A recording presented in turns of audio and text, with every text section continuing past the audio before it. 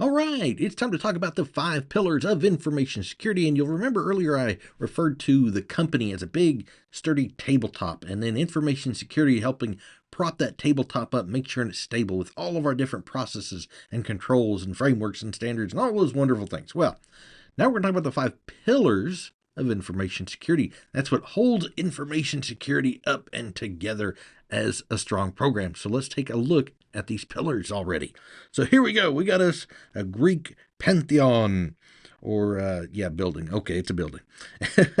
This is a building of information security, and we have 5 pillars.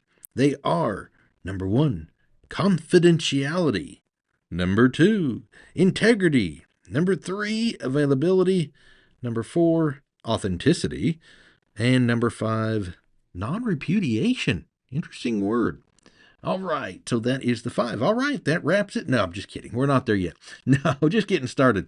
So there's your 5 pillars of information security. Now let's talk about them individually. But actually, first up, we're going to talk about 3 of them that work together as like a superhero of information security. That is the CIA Triad. That's right. So here we go. Triad. 3 points here. So the CIA Triad is made up of confidentiality, integrity, and availability. If we go back one slide here, we see confidentiality, integrity, and availability, the first 3 pillars. Yes, they work together. Kind of like when I was young, there was a cartoon. It was a Japanese cartoon, but it actually wasn't animated, though. It was like one of those stop motion things they did with little toys. And they had these different characters, and they would come together and build a giant robot. Basically, they would combine to become this giant robot-looking thing. And then there would, of course, ensue a battle of some sort. Well, that's kind of like this. The CIA Triad. You got confidentiality, integrity, availability, all coming together to provide you with the CIA Triad superhero. Okay, cool. So that's the CIA Triad. Now let's talk about each of these individually and talk about really what they mean to information security and why they're so important. Starting with confidentiality. Now, confidentiality, we see this fellow down here. And what's he trying to do? Well, he's trying to keep a secret, trying to keep it confidential, man. Keeping it confidential, on the down low, on the skinny. We don't want this word to get out.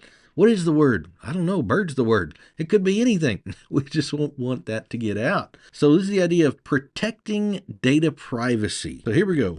Protecting the data privacy. Or you could also go with digital assets. Ooh, getting fancy there. Okay, so the idea is we're protecting the privacy of our data. That's what we want to protect. So if I'm here and I write an email and I put some sensitive information inside this email here, and I send that email along, and it goes across the internet, and it goes here, and then it goes over there, and it goes over there, and over there, and then finally gets delivered to someone at another company over here, and they have this email. Well, guess what? If I didn't encrypt this email, then anywhere along here, the servers it could have gone through, there could be something on that server that's sniffing all the data on it, and they would then be able to see my unencrypted, my confidential data because I didn't protect it properly. And that would be bad, right? Absolutely. So what we're looking at here is when we're protecting our data is we want to prevent unauthorized access. Because when we talk about access, authorized versus unauthorized, well, authorized access, of course, is when we want someone to have access to something. We give them a key to the door, so they're authorized to access it. But if they're unauthorized, they're breaking in, right? We don't want that to happen. We want to lock our doors, meaning lock and protect our data, so that those that are unauthorized who don't have keys can't access our data and see it. That's kind of the idea of protecting our data, right? Absolutely. We're wanting to prevent unauthorized access. So what we do is we use confidentiality to protect our data, not only from attacks, but from human error as well. Aha. So yes, if I am this person here writing this email and I didn't realize that I had attached sensitive information, or maybe I was actually sending it to the wrong person. So instead of sending it over here to this person, I actually sent it down here to this person, and this person isn't authorized to see this information. I messed up, human error here. I sent it to the wrong person.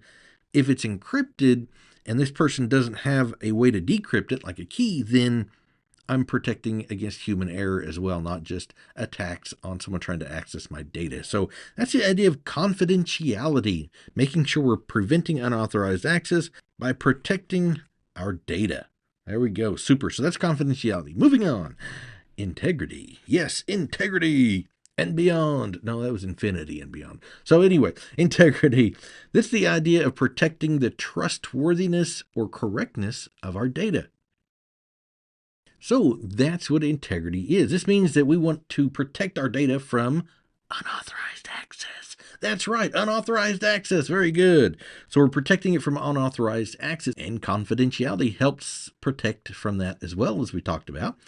It's not the only way to do it, by no means, but it does help protect against it, protecting against our unauthorized access and manipulation.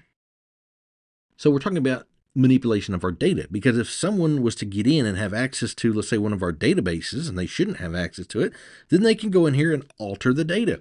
We don't want that, because if they go in and alter this data over here and I don't know about it, so I can't fix it, well then when I'm using this as part of my company's work day to day, this is not good, right? No, that's false data, meaning that as a company, when I try to use it, I don't know what's going to happen. So I normally make widgets, and they look something like this, right? That's a widget. Well, if I follow the data in here where they change the plans for the widget, my widget might come out looking like that, and my customers are not going to be happy. So you'll see we need to protect our data. We need to make sure that data manipulation and unauthorized access isn't happening, because if it does, then we can't trust our data, and therefore we're not going to be able to use it. We need to, restore from backups, go back before this happened. But then how much data do we lose? How much business do we lose? What did that cost us? And we start the snowball effect. So integrity, very important. And then last of the CIA Triad is availability. So this refers to the company's data and IT services being available for use by authorized user. That's what availability is. So if your data and IT services are down or non-accessible, then your employees, they can't work, can they? No, they can't. And your business can't survive in this state indefinitely. No, because you're just going to run out of money because you're not producing services and or widgets or whatever it is that you do. So this is where we need to have redundancy and backup plans. So when we're talking about availability, redundancy and backup plans come into play. Because by implementing redundancy into our infrastructure, we can help ensure we have availability, that our data and IT services stay up and available. And we'll get into all that stuff a little bit later on. So for now, redundancy and backup really comes into play. Now, we measure availability, believe it or not, and it's measured in nines. And that is the number 9, that is. So what do you mean by that? Well, think about this. 99%. If we have 99%, I'm going to put uptime here. That means our data is up and available 99% of the time. You know what that means? That means, or equates to, let me change colors here, 3.65 days of downtime per year. Wow, that's a lot. And that's 3.65, I mean 24 hours a day. So we're well over 72. So what's 24, 48, 96? We're probably in the 80, somewhere around 80 hours. That's just a rough estimate. So that's a lot, right? Absolutely. Well, what if we went to 99.99% uptime? Well, that means that we would have 52.6 minutes of downtime. And this is annually. So, all right. And then the best you can do is 99.999%. This is known as 5 nines. All right. And if you had 5 nines, that means that you would have 5.26 minutes of downtime per year. 5.26 minutes of downtime per year. That's pretty good. If you're only down 5 minutes a year, your availability is rocking, man. You're pretty solid. That's great. Because if you think about this, your services and such, well, there's times you need to do maintenance. You might need to restart services, and it might take a minute to restart. Well, that's 1 minute, and if you do that 5 times a year, you're up to your 5 minutes, right? Absolutely. All right, super. So that's your availability, and that wraps up our CIA Triad. We're not finished yet. Oh no, friends, we're on to authenticity, the fourth pillar of information security. So authenticity is a concept that data is genuine or authentic. Well, we talked about integrity, and integrity was when we trusted the data. We knew that it hadn't been altered. Well, this is different. This is identifying if the data is genuine or authentic. And what that means is from its source. And what do we mean there is, if I have this file here, and we'll say this is from Company A, and I work for Company C, and Company A sends me over this letter, and I take a look at it, and we do business together, and this is a letter saying that they no longer want to do business with us. They're going to go somewhere else. Well, how do I know that this is genuine? How do I know that this letter here really came from Company A? That's where authenticity comes into play. Is it genuine or authentic? Did it come from the source it claims that it came from? That's what we're referring to when we talk about authenticity. Now, it is similar to integrity, but it's different here. All right, so now we're on to the fifth pillar of information security. We're talking about non-repudiation now. So when it comes to non-repudiation, this is the idea that someone cannot say that they didn't do something because we can prove that they did it. Now, what is an example of this? Well, we have this person over here, and this is Anna.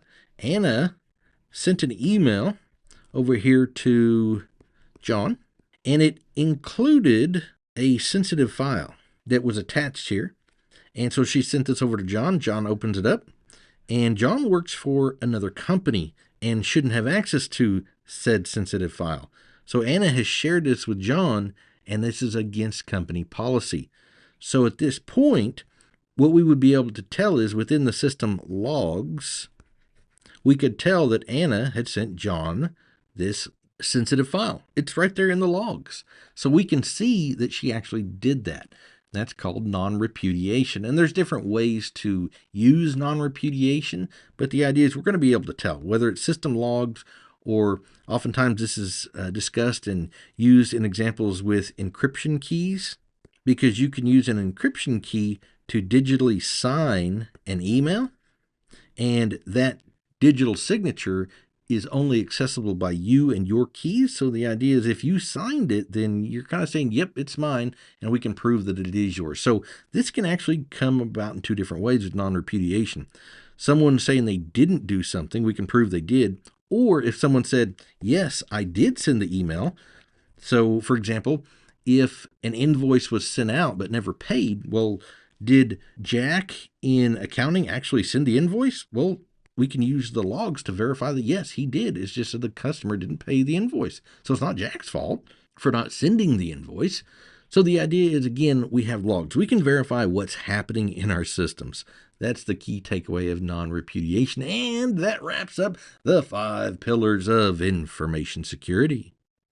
Thanks for watching, and subscribe here to get the latest from CBT Nuggets. And if you're interested in IT career or learning more about IT in general, hey, swing by cbtnuggets.com and sign up for a free trial.